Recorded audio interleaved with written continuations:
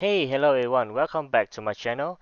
And what you are seeing here is my battle with the chapter 66 boss. And in today's video, I will share with you what is my build for clearing chapter 66 to chapter 70. Okay, so for chapter 66, this is my build. I will have a deeper analysis for the equipment later on, but for the pet, I'm using the Slum King, Freya, and Elsa. And I also equipped with the brooch for the advanced mount and the demonic eyes for advanced artifact.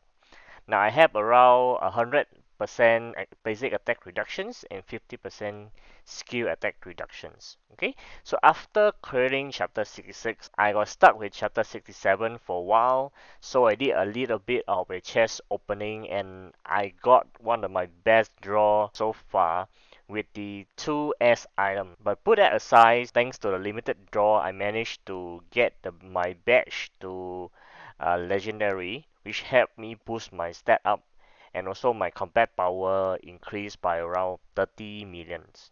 Right? But one thing you see here is that you can see the level of my equipment change as well. Now if you don't know this trick yet, let me share with you. You can shift the level of your equipments to have more attack or more HP. Now if you level up your ring first, you get more attack and less HP. If you level up your accessory first, you get more HP and less attack. Now let me do a simple demonstration for you, okay? So I start with all accessory and ring at level 1. So let me level up my accessory first.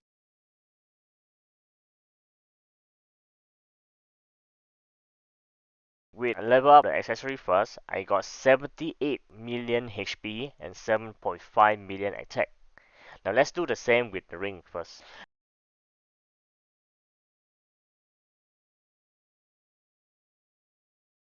Now with leveling up my ring first, I only have 67 million HP, but 9.26 million attacks. I put them side by side for you to see, but that is technically around 10 million HP different and around 1.7 million attack difference. Okay? So how do you use these tips to clear your chapter? Well, you need to run a few rounds first and try to understand what is stopping you from clearing the chapter. If you cannot survive, put on more HP or go for a more defensive build. If you cannot deal enough damage on time, put on more attack and go for more offensive build. Now, if the boss or the elite skill is tricky to deal with, try to find a counter skill or equipment for them. Okay. Now, before I share my build, I want you to note that this is what I can get out of what the equipment that I draw. Okay, so this is not like a must go to build that you need to use in order to create the state. There's many different builds in this game. This is simply what I can get out of the equipment that I have. So for me, the defensive build, I have the triple shield build. So I use either the mushroom hammer or the durian hammer. Okay, mushroom hammer give shield on reach and damage reductions on counter, while the durian give shield on counter and heal during reach. Okay, together with that, I have the 2x legendary rings, which give me around 40 to 40% HP shield every time it's triggered. Now, because of that, I need to balance out the build with tunics, which give me a more boost in the attack. And I use all the DPS pet that I can have because I technically think I can survive alone with the triple shield activated.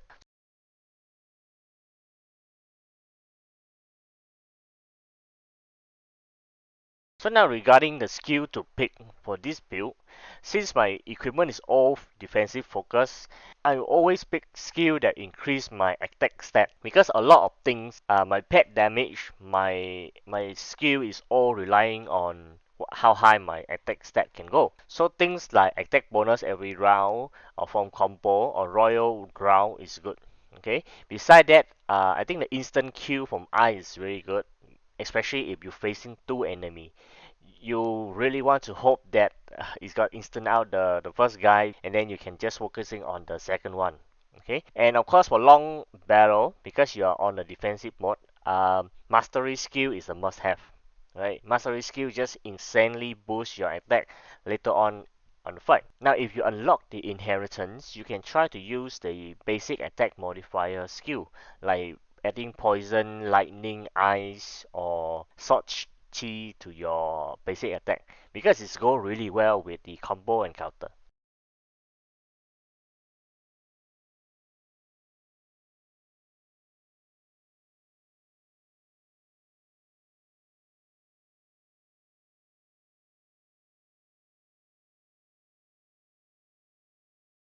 Okay, but sometimes you cannot really fully rely on just shield to survive. So sometimes remember to pick one healing skill just in case. Okay. Now about the balance or offensive build, I use the Nomad Bow. Now this is simply because that is the highest attack weapon I can have, and also the crit damage bonus actually works well with Freya. Now in order to survive in a more balanced build, I use Ellie or Elephant as my healer. Due to my higher attack, Ellie actually heal me much more.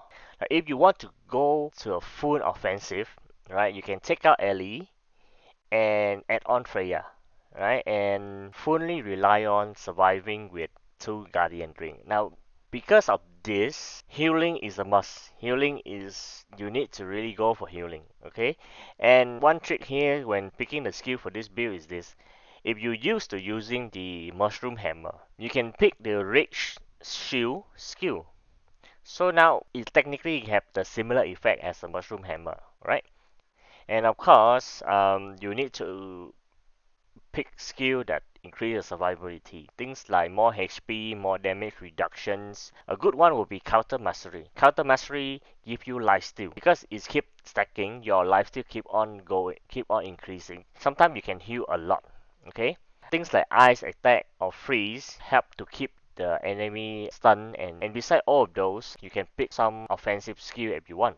Okay, so that's all I got to share for this video. Now after chapter 67, I managed to clear all the way to chapter 70 um, using the same build.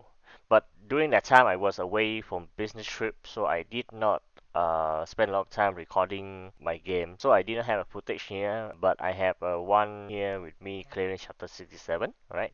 Alright, hope that this information helped you well on your experience. If you like the content I'm sharing, please leave a like, comment below to let me know what you think, and don't forget to subscribe, okay? Now I'll see you in the next video. Bye bye.